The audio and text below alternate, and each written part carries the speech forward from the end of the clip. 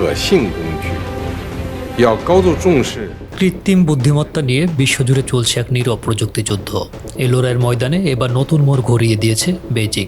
29টি দেশকে একসাথে নিয়ে চীন আত্মপ্রকাশ করেছে world artificial intelligence cooperation organization নামের এক শক্তিশালী জোট। বিশ্লেষকরা মনে করছেন, বিশ্বজুড়ে এআই নীতি নির্ধারণের একচ্ছত্ব আধিপত্য বিস্তার করতে বেইজিংয়ের এই নজিরবিহীন কৌশল। প্রযুক্তির এই নতুন রণাঙ্গনে আমেরিকা ও চীনের স্নায়ুযুদ্ধ এখন এক নতুন উচ্চতায় পৌঁছেছে। বিশ্ব কৃত্রিম বুদ্ধিমত্তা প্রতিযোগিতার এই জোটের নেতৃত্বে থাকা চীন তার শক্তিমত্তা জানান দিতে ইন্দোনেশিয়া, ব্রাজিল, মালয়েশিয়া, দক্ষিণ আফ্রিকা, সেনেগাল, রাশিয়া ও পাকিস্তানের মতো প্রভাবশালী দেশগুলোকে পাশে পেয়েছে। সাংহাইতে আয়োজিত বিশ্ব এআই সম্মেলনে চীনের প্রেসিডেন্ট শি জিনপিংয়ের কণ্ঠে ছিল স্পষ্ট বার্তা, এআই কোনো একক দেশের সম্পত্তি নয়, বরং আন্তর্জাতিক সহযোগিতার এক ঐক্যতান।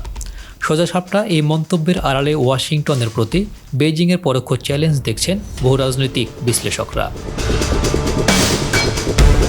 ওয়াশিংটন কোনোভাবেই চাইছে না বেইজিংয়ের হাতে তাদের চেয়ে উন্নত এআই প্রযুক্তি থাকুক। এর জেরেই বিশেষ সেমিকন্ডাক্টর রপ্তানিতে চীনের ওপর মার্কিন নিষেধাজ্ঞা এখন অগ্নিগর্ভ পরিস্থিতি তৈরি করেছে।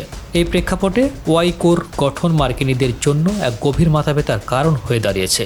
চীন কি তবে এককভাবে সিলিকন ভ্যালির একচেটিয়া ক্ষমতার মূলে কুঠারাঘাত করতে চলেছে? এই উচ্চাভিলাষী প্রকল্পে গ্লোবাল সাউথ দেশগুলোর সমর্থন বেইজিংয়ের পাল্লা ভারী করেছে। চীন এখন কেবল গবেষণায় সীমাবদ্ধ থাকতে চায় না, বরং এআই প্রযুক্তির ভবিষ্যৎ পরিচালনার নিয়মকানুনেও নিজেদের কর্তৃত্ব প্রতিষ্ঠা করতে আগ্রহী। কৃত্রিম বুদ্ধিমত্তার বিকাশে এই লড়াইয়ে মুখোমুখি দাঁড়িয়ে দুই পরাশক্তি। সংঘাতের এই নতুন সমীকরণ কোন দিকে মন নেয় তা নিয়ে বিশ্বজুড়ে চলছে এখন চরম কৌতূহল।